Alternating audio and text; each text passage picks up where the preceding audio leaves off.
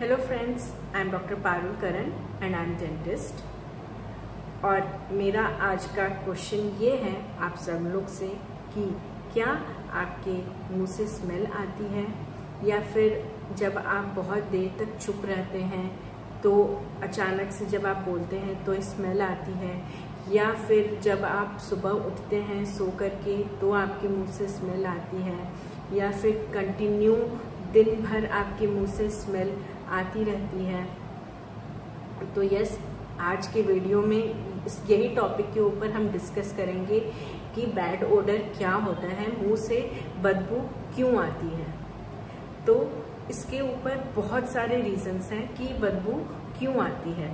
पहला है कि अगर आप ओरल हाइजीन मेंटेन नहीं कर रहे हैं, आपका ओरल हाइजीन सही नहीं है तो भी मुंह से बदबू आ सकता है।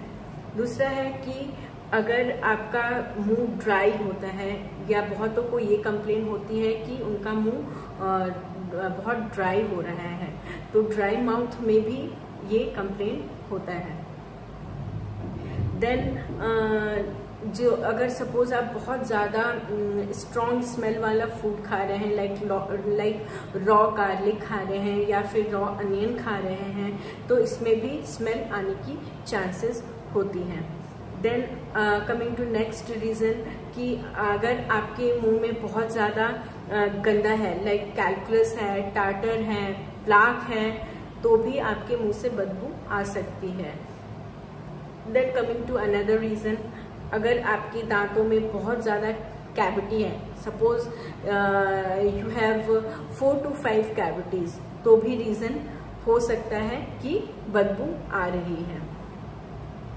देन अगर आप स्मोकिंग कर रहे हैं, या फिर आपको कोई भी एडवर्स हैबिट है लाइक स्मोकिंग या फिर चिविंग गुटखा या फिर एरिका नेट बहुत लोग चबाते हैं, तो भी उसमें भी बदबू आने की चांसेस रहते हैं। फिर दूसरा है कि अगर सपोज आपको स्टमक प्रॉब्लम है, आपका स्टमक क्लियर नहीं है, तो भी एक रीजन होता है कि बदबू आता है। दूसरा है कि अगर सपोज आपका गम्स प्रॉब्लम है, लाइक पायरिया है या फिर ब्लीडिंग गम्स है, तो भी एक रीजन होता है कि मुंह से बदबू आती है। नाउ लेट्स सी ट्रीटमेंट की ट्रीटमेंट क्या है। अगर आपका ओरल हाइजीन सही नहीं है देन डेफिनेटली बैड ओडर आएगा मुंह से। तो इसके लिए ओरल हाइजीन तो आपको ही मेंटेन करना है। See here we give treatment but maintenance तो आपके ऊपर है। तो आपको ये ठीक करना है कि आपका ओरल हाइजीन सही रहे, आप अच्छे से उसको मेंटेन करें, सुबह रात ब्रश करें। अगर ज़्यादा बदबू है then you can even brush in afternoon, soft brush use करें ताकि आपका इनेमल वेयर एंड टेयर नहीं होएगा उससे। एंड अगर दूसरा रीजन में हम देखते हैं तो ड्राई माउथ, यस कोई से ऐसे ड्रग्स होते हैं कि ऐसी मेडिसिन होती है कि वो ड्राई माउथ क्रिएट करता है। और कभी कभी ये भी होता है कि हम मेडिसिन को छोड़ नहीं सकते हैं, तो in that case you can visit dentist. आप हर एक 6 मंथ्स पे क्लीन करवा सकते हैं अपने दांतों को। एंड यस, अगर डायबिटीज है तो भी ये इशू होता है ड्राई माउथ का कि आपका ड्राई माउथ हो रहा है, तो भी एक रीजन है कि आपको वो बैड ओडर देगा। Then coming to another reason कि अगर सपोज आप स्ट्रॉन्ग स्मेल वाला फूड खा रहे हैं तो डेफिनेटली आपके मुंह से बैड ओडर आएगा। एंड यस, अगर आप अनियन खाते हैं तो उसका जो सल्फर रहता है it gets collected to lungs, तो वही अगर ब्रेथ हम लेते हैं तो वही स्मेल आती है। ओके, देन अनदर रीजन है कि अगर सपोज आपके मुंह में ज्यादा कैल्कुलस है, प्लाक ज्यादा हो रहा है, या फिर प्लाक मीन्स जो दांतों के ऊपर थिन क्रीमिश लेयर होता है वो प्लाक होता है। And if it doesn't clean properly तो वो डिपॉजिट होकर के स्ट्रॉन्ग स्टोन जैसा हो जाता है, जिसको हम टार्टर बोलते हैं। तो वो ब्रश से क्लीन नहीं होता है।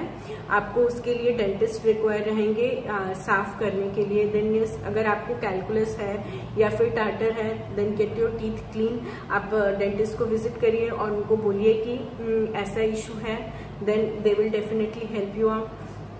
एंड देन दूसरा रीजन है कि अगर सपोज आपको कैविटीज हैं, यस अगर एक से ज्यादा कैविटीज हैं या 5-6 कैविटीज हैं दांतों में, तो ऑब्वियसली वो आपका वहां पे होल होता है।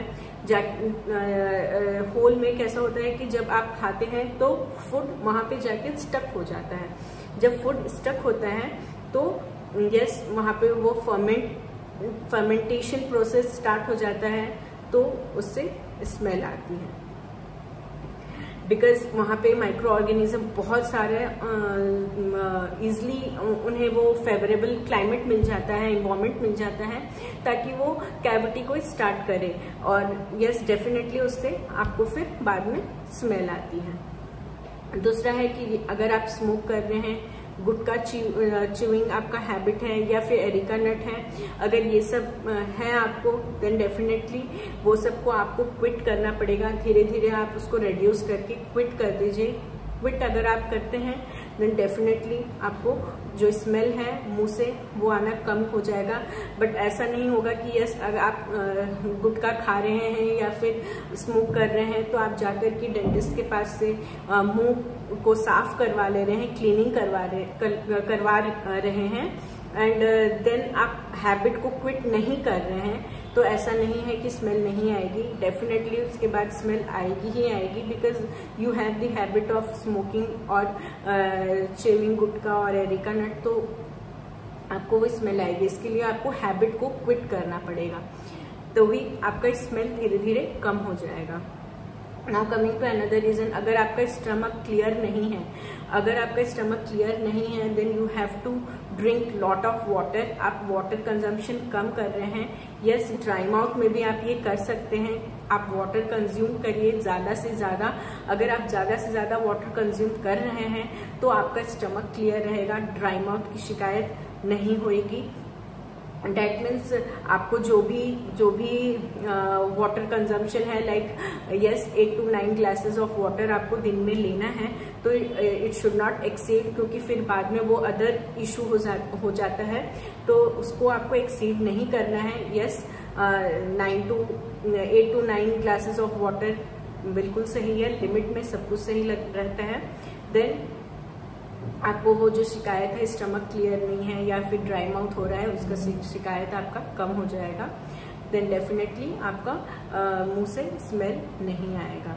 कमिंग टू अनदर रीजन, अगर आपको गम्स इशू है या फिर पायरिया है, तो यस पायरिया में या गम्स में कैसे ब्लीडिंग गम्स होते हैं, कभी कभी पस भी डिस्चार्ज होता है जो कि कंटिन्यूसली मुंह में आता है, तो उससे भी एक बैड टेस्ट रहता है, बैड ओडर रहता है। अगर ये इशू है तो आपको एक सबसे बेस्ट है कि आप गम्स को मसाज करिए, इनसाइड आउटसाइड आपको अच्छे से गम्स को मसाज करना है।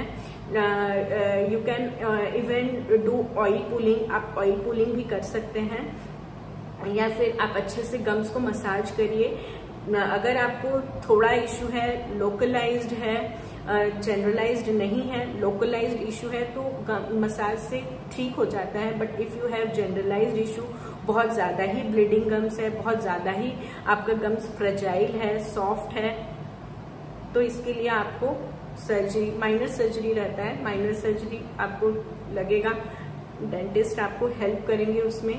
एंड यस उसके बाद मेंटेनेंस आपको करना है कि आपको दांतों को सही से रखेंगे। अगर आपका प्लाक, कैलकुलस, स्टार्टर नहीं रहेगा तो गम्स का इशू नहीं होता है, बिकॉज अगर आपके मुंह में ज्यादा टार्टर या फिर या फिर कैलकुलस रहता है, प्लाक रहता है, तो क्या होता है कि उसमें माइक्रो ऑर्गेनिजम्स जाकर के चिपकते हैं and they start eating up the skin tissues, तो इसलिए आपकी गम्स जो है वो इन्फ्लेम्ड हो जाते हैं, ब्लीडिंग हो जाती, उसमें ब्लीडिंग गम्स हो जाते हैं एंड पस डिस्चार्ज होने लगता है। तो अगर सपोज इस इशू को आप डायग्नोस करके ट्रीट कराते हैं तो आपका जो स्मेल है आने के लिए वो कम हो जाता है। Thank you guys. अगर मेरा वीडियो से आपको कुछ भी हेल्प हुआ है then thank you. Please subscribe my channel, please share and like. Thank you.